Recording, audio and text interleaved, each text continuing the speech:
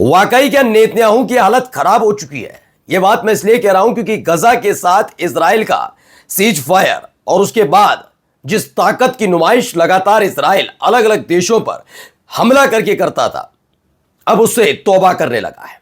एक बड़ी खबर आपको दिखाने जा रहा हूं। इजराइल ने खुल्लम खुल्ला ईरान के सामने सरेंडर का ऐलान कर दिया है। सरेंडर का ऐलान का मतलब उन्होंने एक फोन कॉल घुमाया पुतिन को। पुतिन से यह कहा कि मैं डायरेक्ट तो बात नहीं कर सकता, लेकिन यह संदेश ईरान तक पहुंचाया जाए कि ईरान पर हमले की जो संभावनाएं और इंटेलिजेंस रिपोर्ट मिल रही हैं वो सारी गलत है। हम ईरान से किसी भी तरह का युद्ध, किसी भी तरह का विवाद, किसी भी तरह का मनमुटाव अब नहीं चाहते। हम चाहते हैं ईरान अपनी तरह से रहे, अपनी तरह से जिए और हमें भी जीने दे। ये 12 दिनों तक चले युद्ध के बाद भी जो हेकड़ी थी वो आखिर कम कैसे हो गई, ये तो दिखाऊंगा। लेकिन इसके साथ एक और बड़ी खबर दिखाने जा रहा हूं। खबर गजा से जुड़ी हुई है।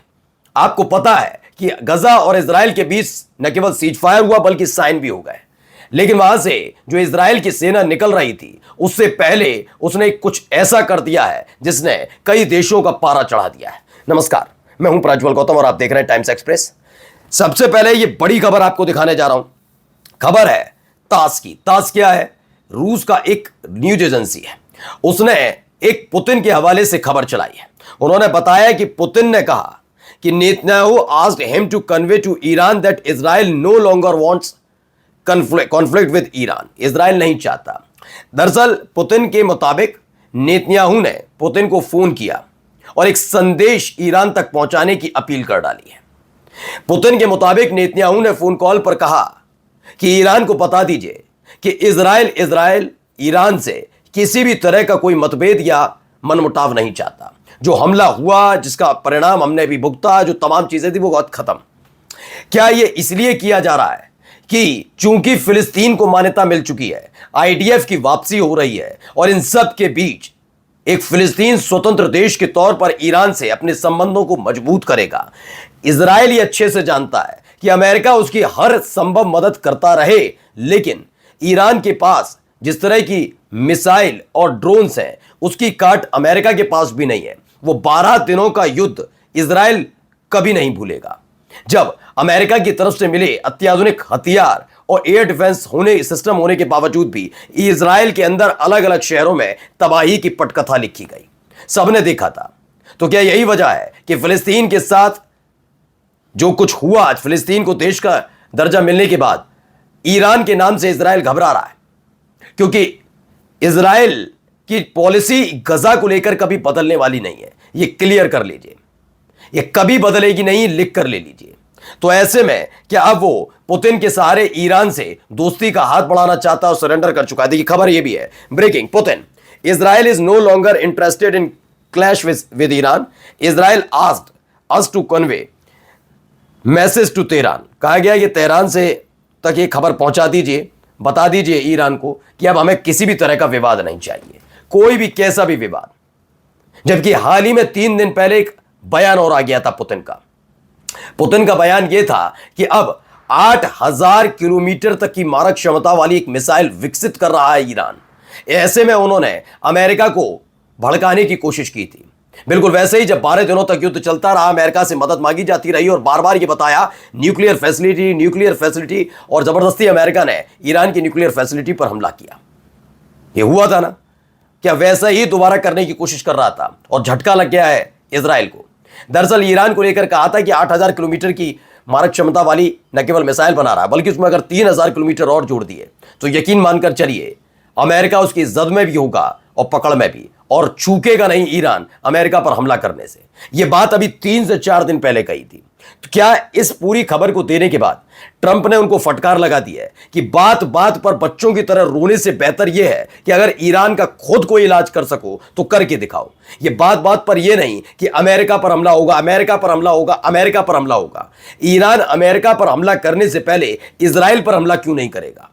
शायद यही वजह है कि आखिरकार इजराइल को ईरान के सामने हथियार भी डालने पड़े और काफी दिक्कतों से जो जूझ रहे हैं नेतन्याहू हमास के गजा के साथ सीज फायर के बाद, अब उसमें जुटना चाहते हैं। देखिए एक और खबर, Putin says Israel not looking for war with Iran according to Russian TASS who quoted Putin Israel conveyed a message to Iran via Putin that it does not seek conflict and rather prefers to resolve issue. वो कह रहे हैं कि अब हम हर तरह के मतभेद मनमुटाव जो हमारा चल रहा था उसे सुलझाना चाहते हैं।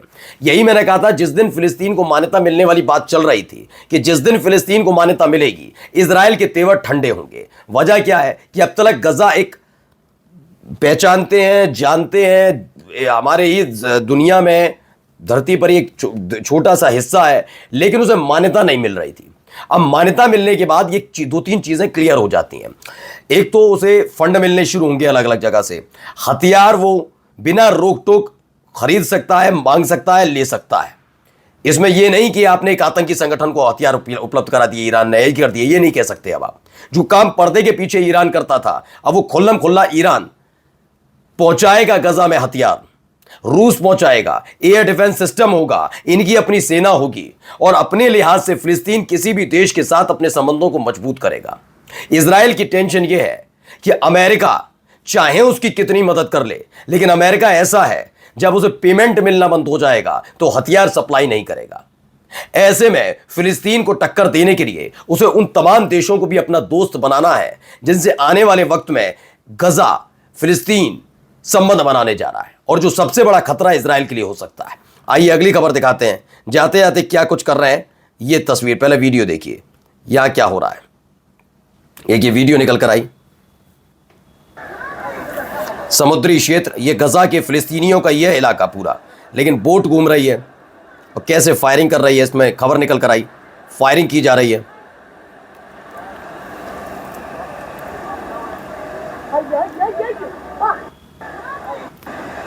ये देखिए फायरिंग कर रहे हैं, देखिए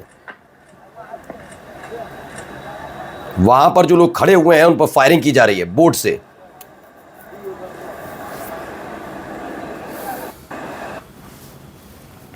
तो खबर है इजरायली ऑक्यूपेशन नेवल बोट्स जो है, जो इजराइल की बोट्स हैं, उसमें सवार इजरायली सैनिक फिलिस्तीन के लोग जो वहां पर इकट्ठा हुए सीजफायर एग्रीमेंट होने के बाद उन पर गोली चलाई जा रही है, यानी सीधे सीधे सीजफायर का उल्लंघन खुल्लम खुल्ला इजराइल कर रहा है। देखो एक और खबर निकल कर आई, खबर क्या है जरा देखिए।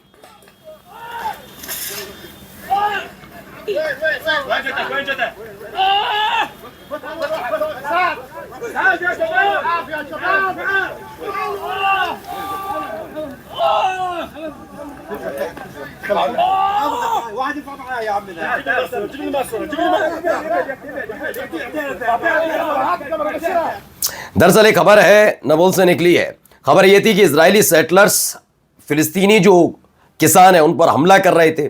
ये पत्रकार महोदय वहां पर शूट करने गए थे, इन्हें देखते ही इनको गोली मार दी। इनका नाम है जर्नलिस्ट का वहाज बानी, इनको गोली लग गई है, जिसके बाद ये आए और उसके बाद फिलिस्तीनी जो लोग वहाँ थे मौजूद उन्होंने इनकी मदद की है। तो एक ये भी तस्वीर निकल कर सामने आई है। और जाते जाते एक और खबर देखी क्या हो रहा है यहाँ पर, देखिए कैसे बम गोला बारूद दागा जा रहा है इनके ऊपर। ये फिलिस्तीनी लोग हैं जो सीज फायर के बाद अपने अपने घर आना चाहते हैं, उन पर गोलीबारी की जा रही है, खुल्लम खुल्ला गोलीबारी हो रही है। ये तस्वीरें देखते चलिए, आराम से गोलीबारी और तमाम चीजें, उनकी तस्वीरें निकल कर सामने आई हैं। तो सीज फायर के बाद भी कैसे इजराइल अटैक कर रहा है, ये तस्वीर निकल कर आई। फिलहाल आईटीएफ ने अलग अलग हिस्सों को छोड़ दिया है। उम्मीद है कि सीज फायर सफल हो, लेकिन इजराइल पर भरोसा नहीं किया जा सकता। नमस्कार।